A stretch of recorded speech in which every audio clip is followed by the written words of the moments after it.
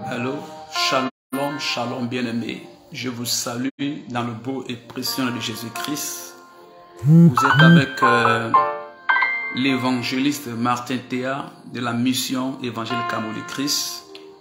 Merci d'être venu dans cette mission d'enseignement où le Seigneur nous bénit au travers des enseignements, où le Seigneur nous enseigne et éclaircit notre compréhension de la Bible, la parole de Dieu.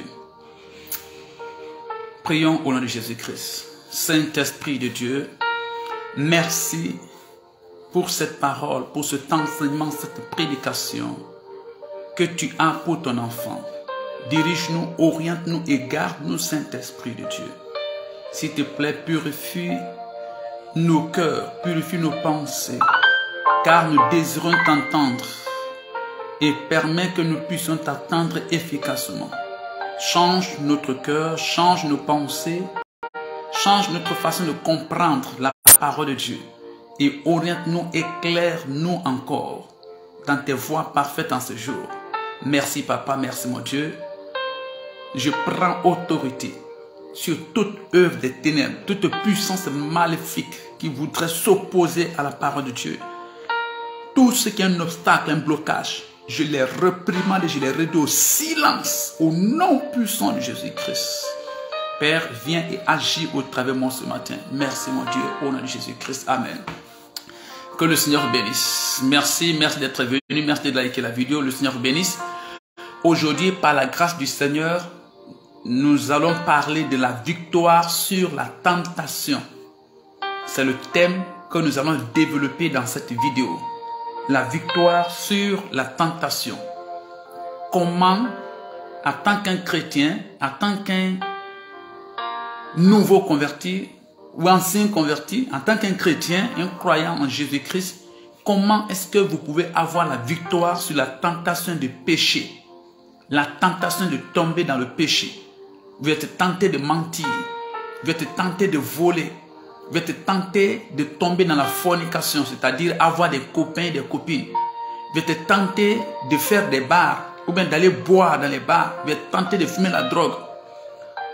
Vous êtes tenté d'insulter par exemple ou de vous battre avec vos amis. Vous êtes tenté de répondre violemment aux provocations des gens. Vous êtes tenté, je ne sais pas, de retenir en arrière. Comment un chrétien peut remporter la victoire sur ses tentations? Dans ton lieu de travail, tu es un comptable, l'argent est devant toi, mais tu es un chrétien. Le diable te dit prends. Dieu te dit non, ne prends pas. Comment est-ce que tu peux remporter la victoire sur cette tentation? Tu es un élève, tu es à l'école. Le diable veut que tu viennes en retard. Il veut que tu n'écrives pas en classe.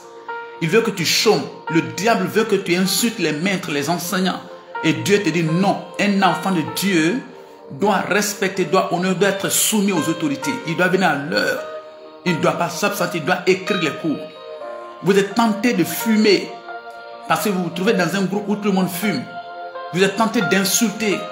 Quelqu'un vous provoque. Vous êtes tenté de lui montrer que vous êtes fort aussi. Pourtant, un chrétien ne fait plus ces choses. On a renoncé à ces choses. On a abandonné ces choses. Comment un chrétien peut-il remporter la victoire sur la tentation? Ou vous êtes marié par exemple. Peut-être que 2 jours, 3 jours, une semaine, un mois même, votre mari vous refuse. Votre mari ne veut pas aller avec vous. Et tout à l'heure, vous avez envie. Est-ce que vous êtes tenté de sortir avec un autre homme? Vous êtes tenté d'avoir des copains ou de suivre le mari des autres. Ou bien votre femme vous refuse par exemple. Vous êtes marié, votre femme vous refuse par exemple. Merci d'être venu. Merci le frère Sanyo. Likez la vidéo. Ou bien votre femme vous refuse par exemple. Mais vous êtes marié. Vous êtes un chrétien. Et vous n'avez pas 2 femmes. Vous n'avez qu'une seule femme. La Bible ne vous autorise pas d'épouser 2 ou 3. Donc elle vous refuse. Et vous êtes un homme. Vous avez envie d'aller avec elle. Donc comment vous pouvez vaincre la tentation, cette tentation? Vous pouvez être tenté de commettre l'infidélité, l'adultère, de suivre les jeunes filles pour satisfaire vos désirs charnels. Vous pouvez être tenté de suivre la femme des autres. Même étant marié, même si que votre femme ne vous refuse pas, vous trouvez la femme des autres plus belle. vous trouvez le mari des autres plus beau, vous pouvez être tenté de le suivre. Ou un jeune homme, en tant qu'un jeune homme, tu peux être tenté de forniquer. La fornication, c'est coucher avec une femme que tu n'as pas mariée. Avoir une copine, coucher avec elle, avoir un copain, coucher avec lui, c'est la fornication. Tu es jeune. Dans la chair, tu sens cela, mais tu es un jeune chrétien.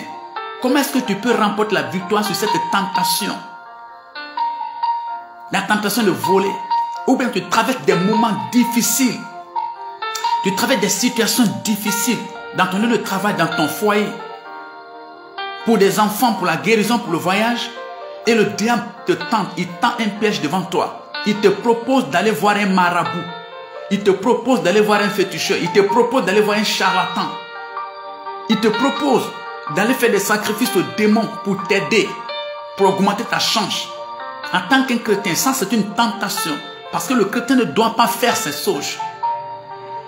Comment tu peux remporter la victoire sur ces tentations? Ou bien ta femme ne te respecte pas, par exemple, et tu as envie de la mater en même temps, tu as envie de la frapper en même temps. Et pourtant, un chrétien ne frappe pas sa femme. Parce que la Bible dit que tu dois l'aimer comme toi-même. Ou bien tu es tenté de désobéir à ton mari. Tu es tenté de te rebeller contre ton mari. Parce qu'il a fait quelque chose, il présente des comportements bizarres. Est-ce que tu dois le suivre ou est-ce que tu dois écouter la voix de Dieu? C'est ce que nous allons développer dans cette vidéo. Comment un chrétien peut-il remporter la victoire sur la tentation? Comme un chrétien, un enfant de Dieu peut-il remporter la victoire quand il est tenté? Comment il peut remporter la victoire? Comment il peut renverser le diable? Comment il peut fracasser le plan de l'ennemi afin d'être acclamé par le Seigneur? Nous avons vu Jésus-Christ dans le livre de Matthieu, le chapitre 3, lorsque Jean-Baptiste, Jésus est allé pour être baptisé dans l'eau du Jourdain. Après le baptême, la Bible dit qu'il fut conduit par le Saint-Esprit dans le désert pour être tenté par le diable. Pour être tenté par le diable, il fut conduit dans le désert. C'est-à-dire, il fut conduit dans un moment difficile. Le désert dans la Bible représente des moments difficiles. C'est-à-dire, dès que Jésus a reçu son baptême, l'Esprit de Dieu est venu sur lui, le Saint-Esprit lui a conduit dans le désert. Il a fait traverser des moments difficiles. Comme Israël est sorti en Égypte, au lieu d'aller directement dans un pays où coule le lait et le miel, à Cana, Dieu les a fait traverser d'abord le désert. Pour être tentés par le diable. Afin de révéler les choses qui sont dans leur cœur et dans leurs pensées. Donc 40 jours, 40 nuits, Jésus jeûnait sans manger, sans boire. Dans le désert, on jeûne. On jeûne, on prie dans le désert. Il a été tenté. Quand il a fini, il était fatigué. Et en ce moment, le diable est venu. Il a commencé à lui tendre des pièges. Si tu es le Fils de Dieu. Parce qu'il savait que Jésus a besoin de la nourriture. Donc lorsque le diable veut te piéger, il ne mettra jamais devant toi quelque chose que tu n'aimes pas. Quelque chose que tu n'as pas besoin. Lorsque le diable veut te piéger tout à l'heure, il place devant toi quelque chose que tu as besoin tout de suite. Le sexe. L'argent. La revendication, l'auto-justification. Quelque chose que tu as besoin, que tu as envie. C'est ce que le diable prend comme un piège. Il place devant toi. C'est ce qu'on appelle la tentation. Donc tu sais bien qu'un enfant de Dieu ne touche pas ces sauges. Il ne fait pas ces sauges. Mais tu es tenté de tomber dedans. Tu es tenté de toucher. Il dit à Jésus, si tu es le Fils de Dieu, ordonne que cette pierre devienne du pain. Et face à cette tentation, Jésus lui a répondu par un verset biblique. Matthieu 4,4.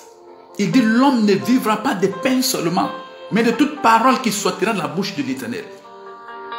Il dit, si tu es le Fils de Dieu, quitte d'en haut de cette maison et tombe à terre. Parce que tu crois en Dieu et Dieu dit que les anges, il va envoyer ces anges, ils vont te porter dans leurs mains. De peur que ton pied ne heurte contre une pierre. Donc si tu es vraiment le Fils de Dieu, quitte en haut là-bas et tombe à terre. Il voulait tuer Jésus-Christ. Et Jésus lui a répondu par un verset. Tu ne tenteras pas le Seigneur ton Dieu. Il voulait tenter Jésus par les biens matériels de ce monde. Il dit, si tu te prosternes et m'adores, je te donnerai tout ce royaume. Il dit, il m'a été donné et je donne à qui je veux. Prosterne-toi seulement et adore-moi. Il voulait que Jésus l'adore. Comme d'autres sont tentés d'aller chez les marabouts. Quand tu vas chez un marabout, c'est un féticheur, c'est un charlatan, tu es en train d'adorer le diable. Tout ce qui se passe là-bas, c'est une adoration du diable. Donc Jésus a été tenté de la sorte pour aller chez un marabout, chez un féticheur, chez un charlatan pour adorer le diable. Il dit, prosterne-toi et adore-moi seulement. Offre-moi un sacrifice seulement. Et Jésus lui a répondu par un verset. Il est écrit, tu adoreras l'Éternel ton Dieu, seul lui. À lui seul, tu offriras un culte. Donc comment le chrétien peut-il avoir la victoire sur la tentation? Comment nous pouvons avoir la victoire sur la tentation? Seulement quand on est en colère, quand quelqu'un nous a énervés, le diable tend un piège, paf, et on tombe dedans. Alléluia. Donc nous allons lire un texte. Nous allons lire la Bible et nous allons voir cela. Qu'est-ce qui se passe avec le chrétien, dans son esprit, dans son âme, dans son corps et face à la tentation? Qu'est-ce qui se passe? Merci d'être venu liker la vidéo.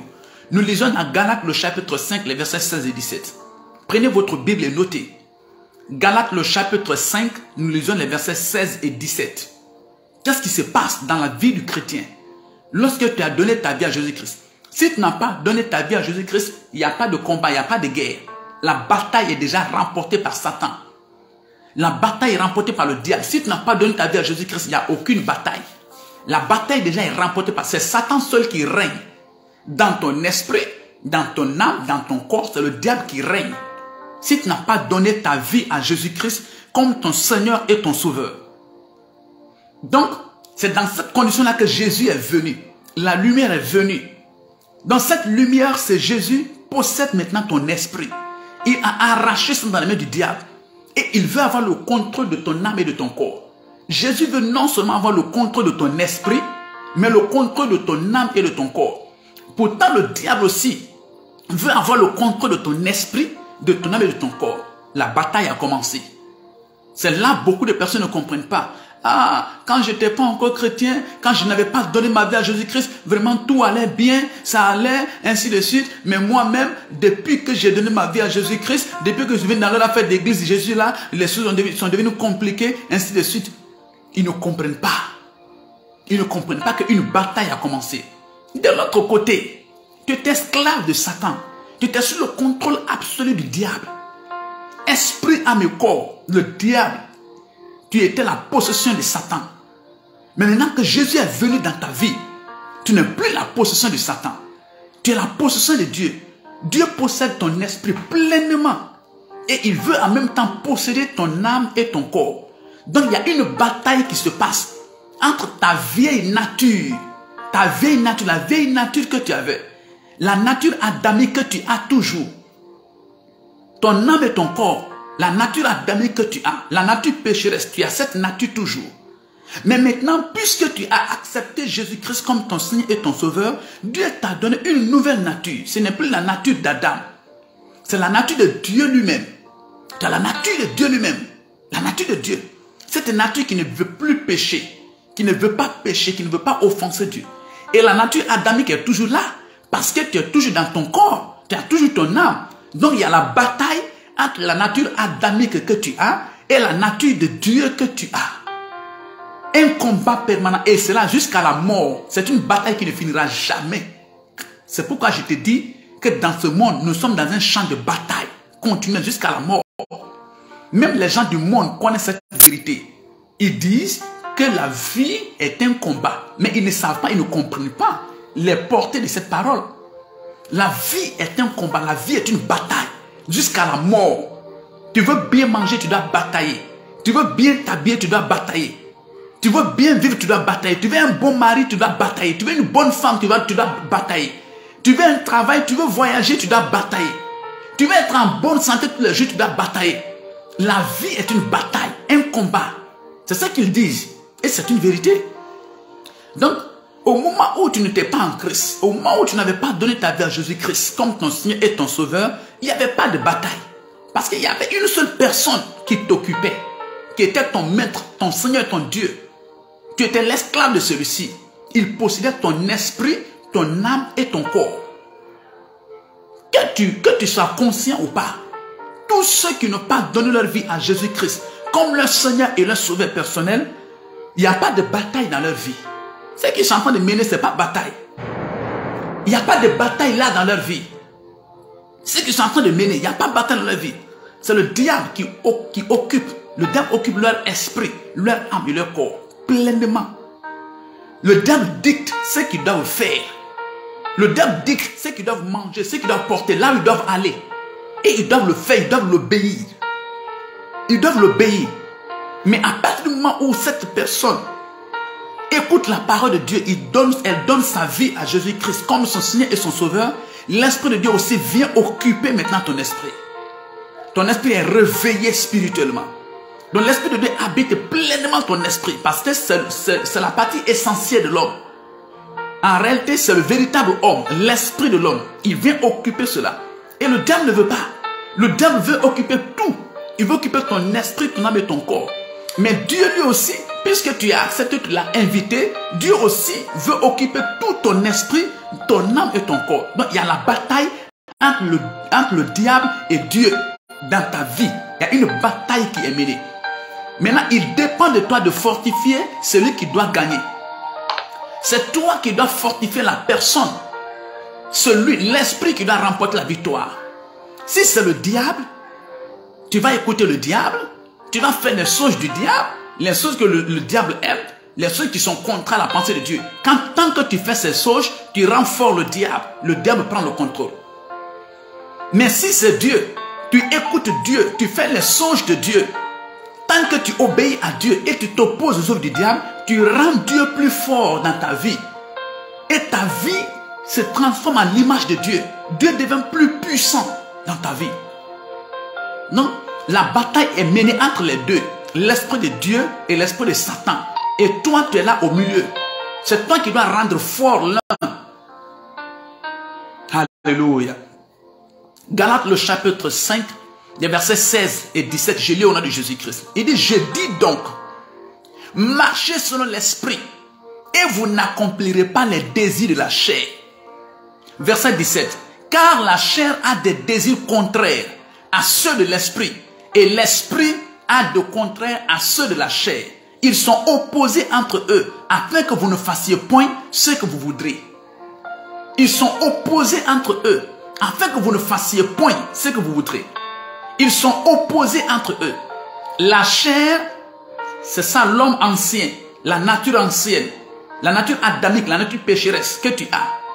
Ton corps, ton âme, la chair est opposée à l'esprit de Dieu. La nouvelle nature que tu as, la nature divine, la nature de Dieu que tu as. Donc la nature de Dieu est opposée à la nature de Satan. Les deux natures sont opposées dans notre corps, dans notre vie. Donc le verset dit, vivez selon l'esprit. Selon quel esprit? Donc il parle de quel esprit? Vivez selon l'esprit de Dieu. Et vous n'allez pas accomplir ce que la vieille nature veut. Et vous n'accomplirez pas ce que l'ancienne nature veut, ce que la nature adamique veut.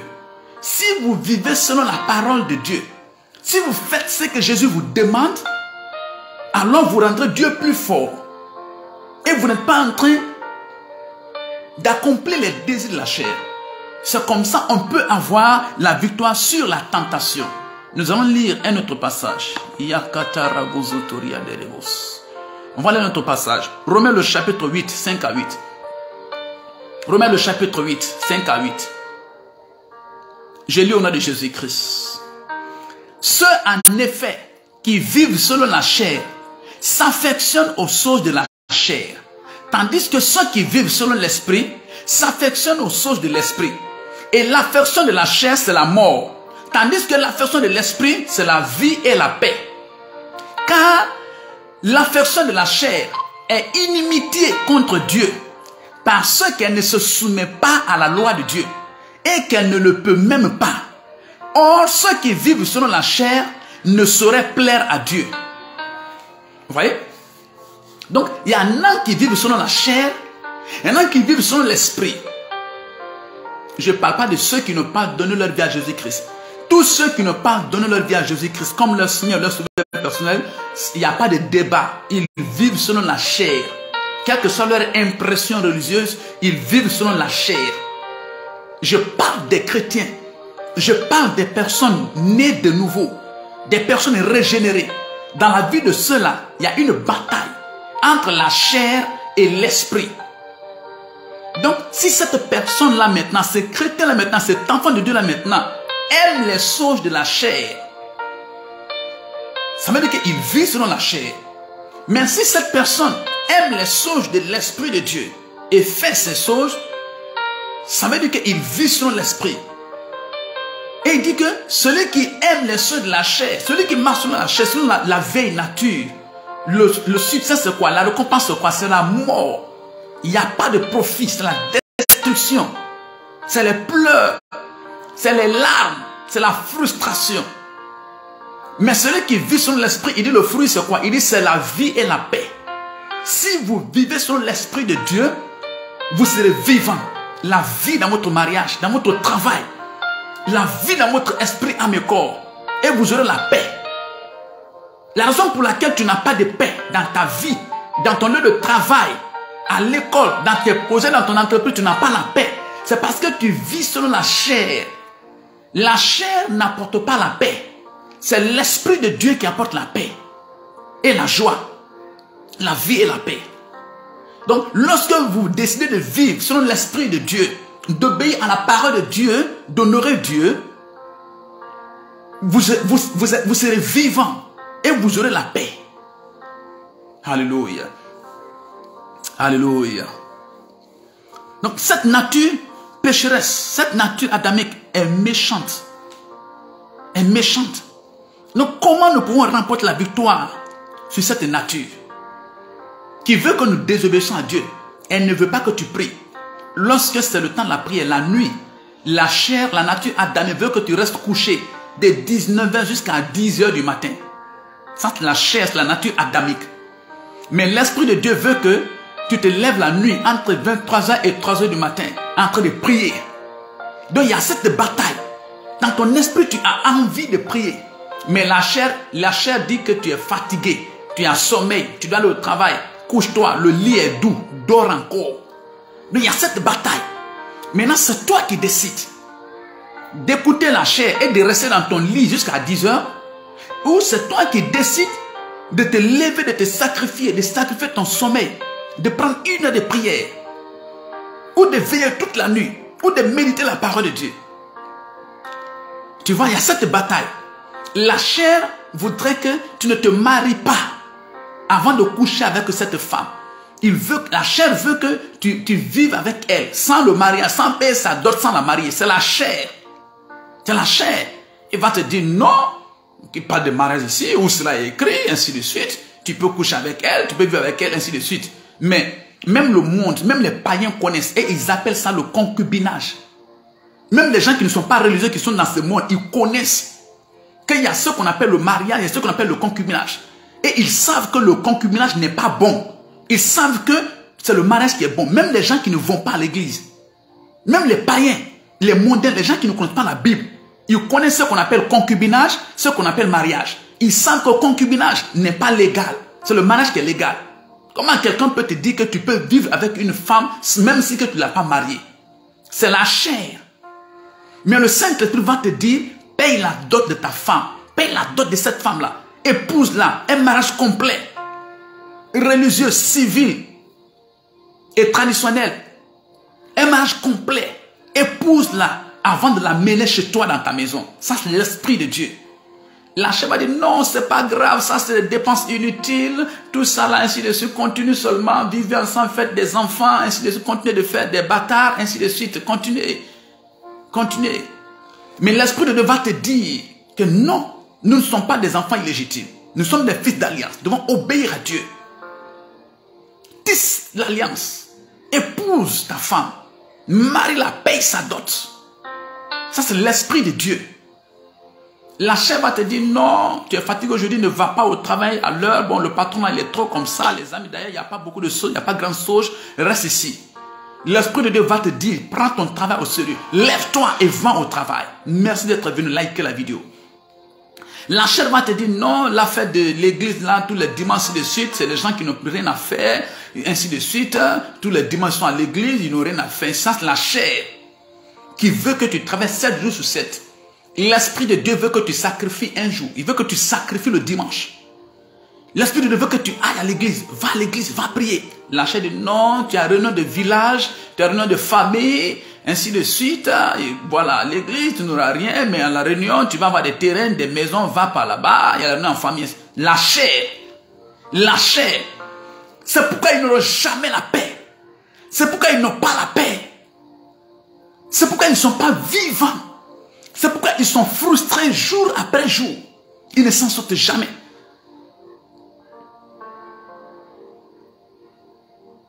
Mais si vous vivez selon l'esprit, vous vivrez. C'est ce que la Bible dit.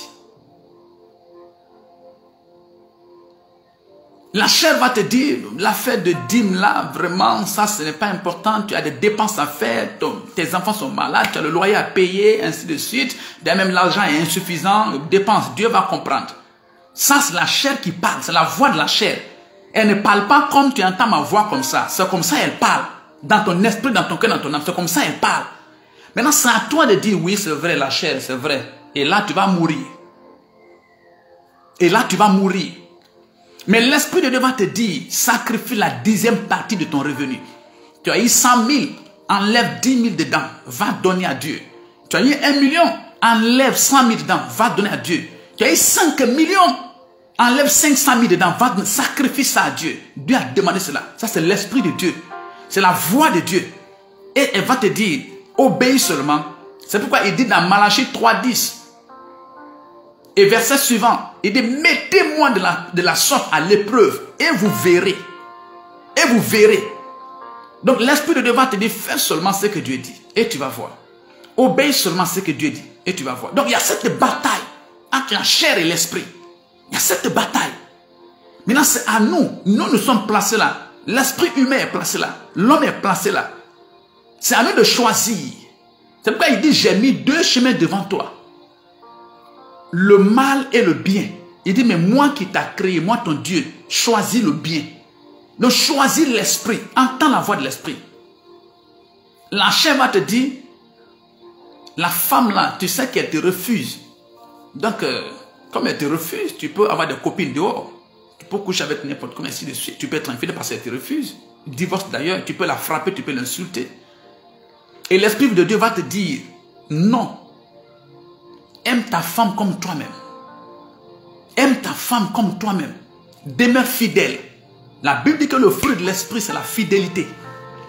Le fruit de l'Esprit, c'est la fidélité. Donc si l'Esprit de Dieu est en toi, réellement tu es né de nouveau, l'Esprit de Dieu va continuer de crier, fidélité, fidélité, fidélité, fidélité. Le fruit de l'Esprit, c'est la patience. Si l'Esprit de Dieu est en toi, lorsque la chair va raconter sa mauvaise chose, l'Esprit de Dieu va crier en toi, patience, patience, patience. Il y a cette bataille entre la chair et l'esprit. Donc qu'est-ce qu'il faut faire? Comment le chrétien peut te remporter la victoire dans cette bataille? Si tu fortifies l'Esprit de Dieu, la voix de l'Esprit, tu as la victoire. Mais si tu ne sais pas fortifier l'Esprit de Dieu, si au contraire c'est la chair que tu fortifies, tu as échoué. Likez la vidéo, aimez la vidéo. Donc premièrement, voici ce que vous devez faire pour remporter la victoire sur la tentation. Lisez votre Bible tous les jours. Étudiez la Bible tous les jours. Prenez livre par livre, chapitre par chapitre. Lisez. Même si tu es élève, pendant la récréation, vous avez 15 minutes de récréation. Prends 5 minutes. Tu vas lire un passage. Merci vraiment, homme de Dieu. Dieu vous bénisse. Merci, papa. Je suis très content de vous voir. Je vous aime très fort, prophète. Merci. Prenez un temps de lire la Bible. Prenez un temps de lire la Bible. Merci, frère Albert. Prenez un temps de lire la Bible. Étudiez la Bible, page par page. Prenez 5 minutes.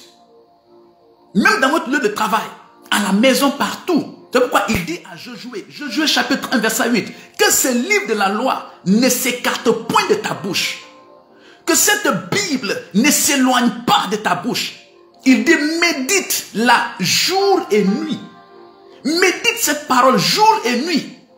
Il dit car c'est alors que tu auras du succès dans tes entreprises. Il dit c'est alors que tu réussiras. Donc si tu veux avoir du succès dans ton entreprise, tu veux réussir dans tes études, tu vas avoir du succès dans ton mariage, dans ton foyer, dans l'éducation de tes enfants, tu vas avoir du succès. Tu dois lire la Bible jour et nuit et pratiquer la Bible jour et nuit. Quand tu fais ça, tu auras du succès. Dans toutes tes entreprises, tout ce que tu vas décider de faire, ça va réussir. Que les hommes veulent ou pas, qu'ils se lèvent ou pas, nul ne peut contre la volonté de Dieu. Si Dieu élève, personne ne peut rabaisser. S'il ouvre la porte, personne ne peut fermer la porte. Donc la première des choses que vous devez faire, c'est de lire la Bible jour et nuit. Étudiez la Bible. Mettez la Bible dans votre téléphone. Il y a ce qu'on appelle concordance biblique. La concordance biblique, vous pouvez avoir un verset dans votre pensée, mais vous avez oublié la référence. Il vous suffit d'insérer seulement un mot de ce verset dans cette concordance. Vous interrogez, il va sortir les versets. Ou bien vous voulez des versets sur l'amour, des versets sur la joie. Vous voulez des versets sur la victoire, sur le mariage. Vous écrivez seulement mariage dans la concordance biblique. Téléchargez ça. Tous les versets de la Bible qui sont sur le mariage vont sortir. Tous les versets sur l'amour, tous les versets sur la joie vont sortir.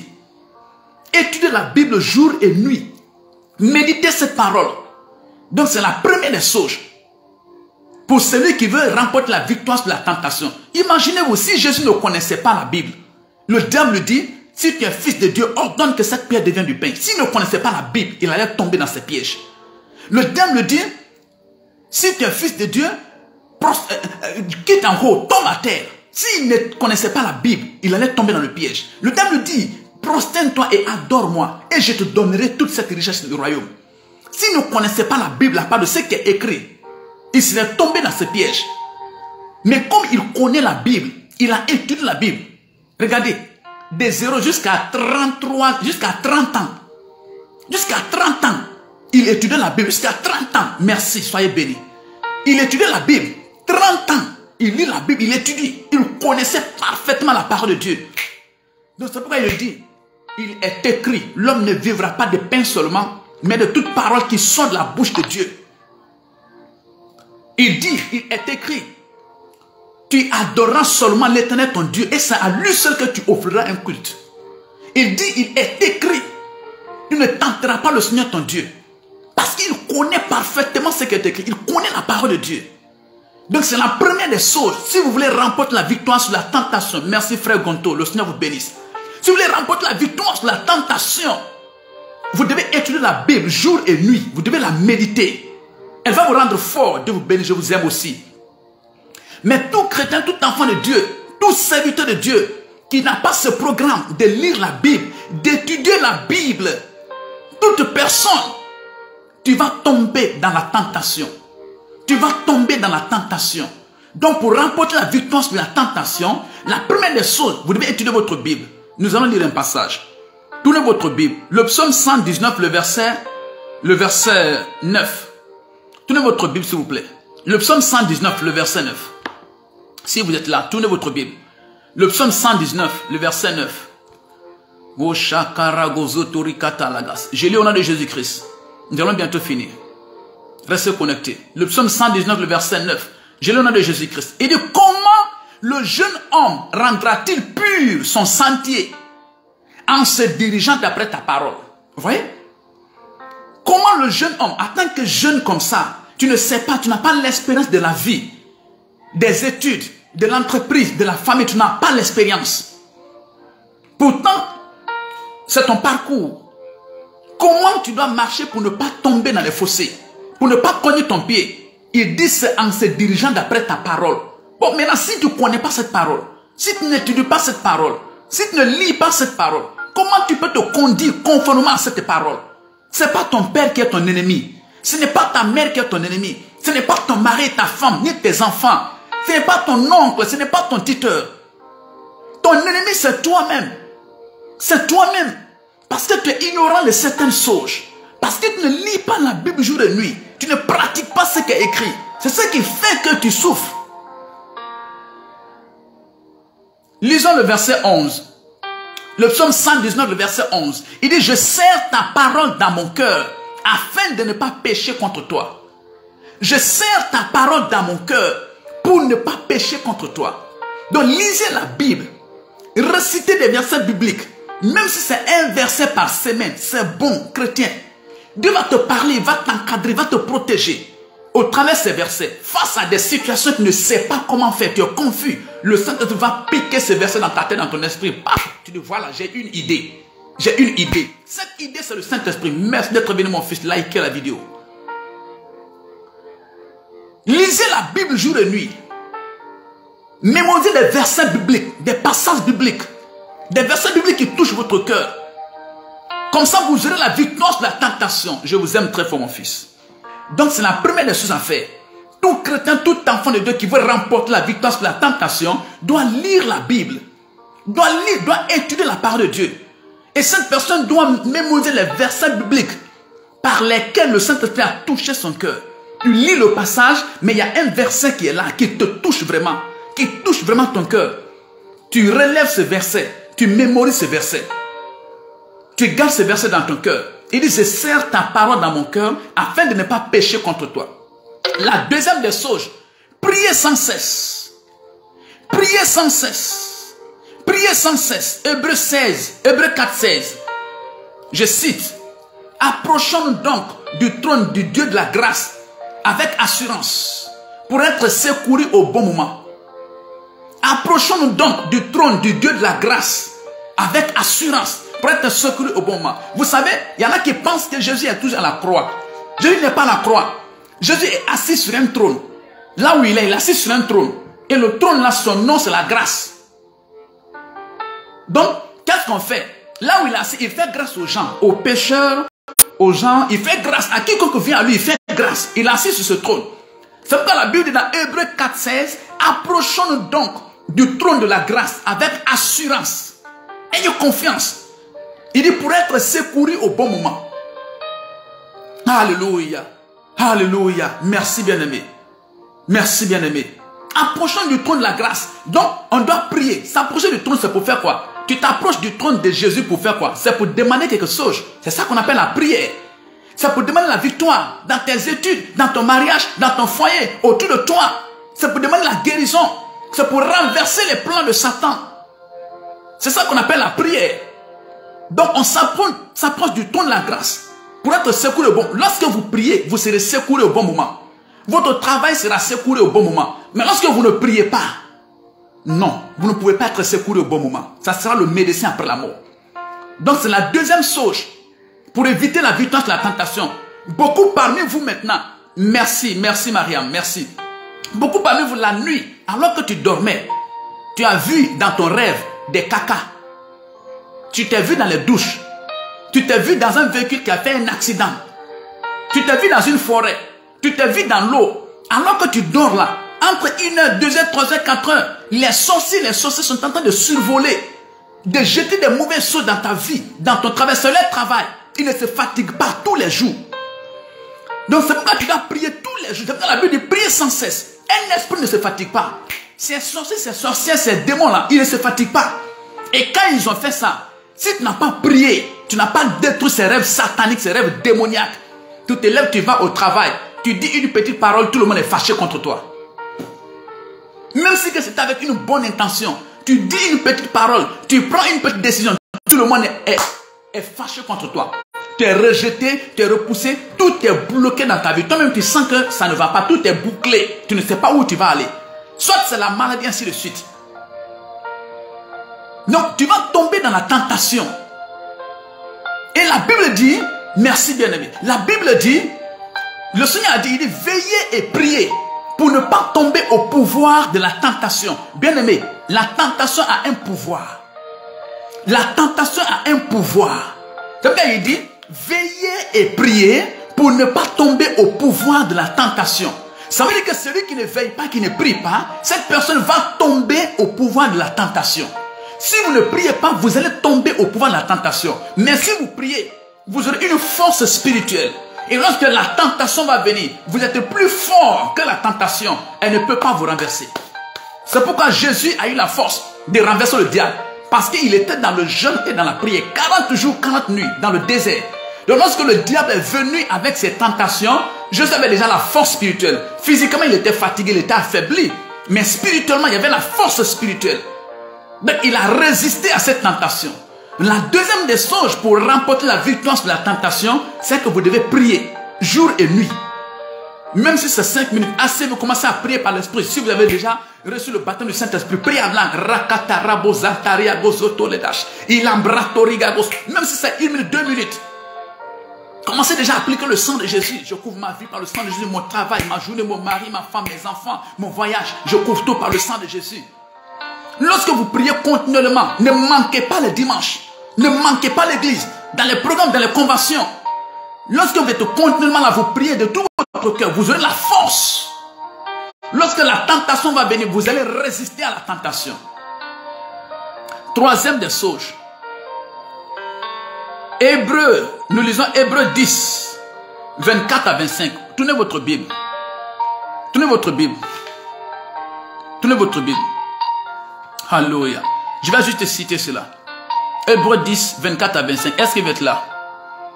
Hébreux 10, 24 à 25. Alléluia. Est-ce que quelqu'un est là? Je lis au nom de Jésus-Christ. Hébreux 10, 24 à 25. Je lis au nom de Jésus-Christ.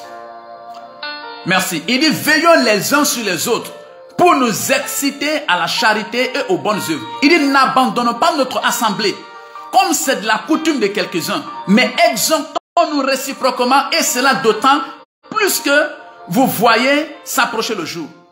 N'abandonnons pas notre assemblée. Merci frère Solomon, merci. N'abandonnons pas notre assemblée, comme c'est de la coutume de certains. Il y en a qui disent qu'ils sont chrétiens, mais ils sont dans les groupes païens, dans les groupes mondains, les groupes de tontines là, les noms de villages là. Ils aiment ça. Et ils sont là-bas tous les jours, plus que les réunions de l'église, plus que les groupes de l'église. Donc, c'est dans ces réunions-là que les hommes suivent les femmes des autres. Les femmes suivent les maris des autres. C'est dans les réunions que les sorciers les remarquent pour les bouffer la nuit. Où les jeunes gens tombent dans l'immoralité. Parce qu'ils aiment ces groupes mondains. Donc la Bible dit, n'abandonnez pas notre assemblée. N'abandonnez pas notre assemblée. N'abandonnez pas l'église. N'abandonnez pas la maison de Dieu. Soyez avec des amis croyants. Tu dis que tu es dans un chrétien. Tu es un chrétien. Mais le groupe dans lequel tu es, tout le monde fume. Quitte ce groupe. Qu'est-ce que tu fais là-bas? Dans notre langue, on dit, dans notre langue, il y a un adage qui dit, c'est-à-dire,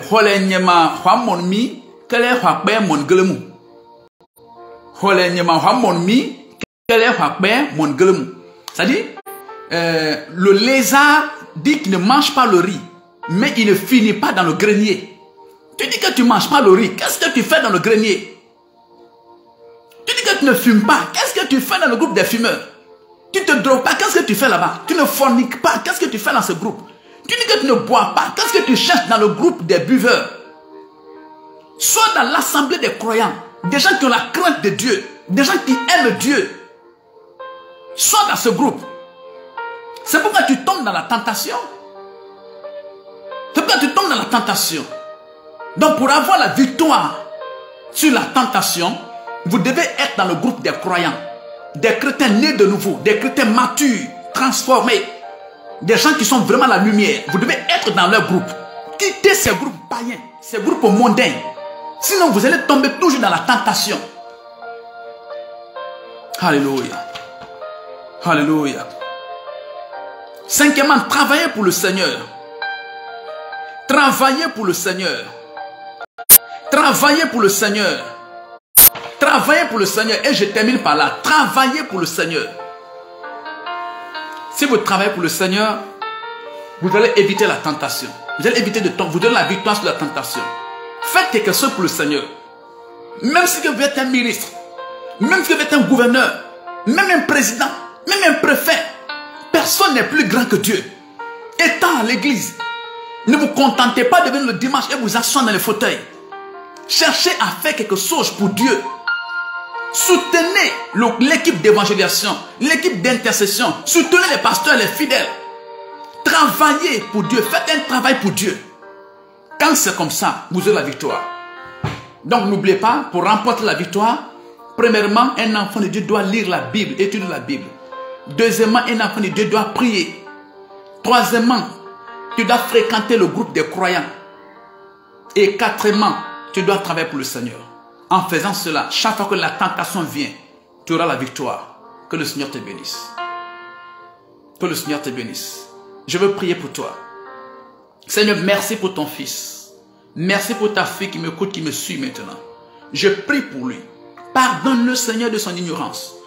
Oui, parce qu'il ne priait pas, parce qu'il n'étudiait pas ta parole, parce qu'il était dans la compagnie des incroyants, parce qu'il ne travaillait pas pour toi. Il n'avait pas la force de résister à la tentation.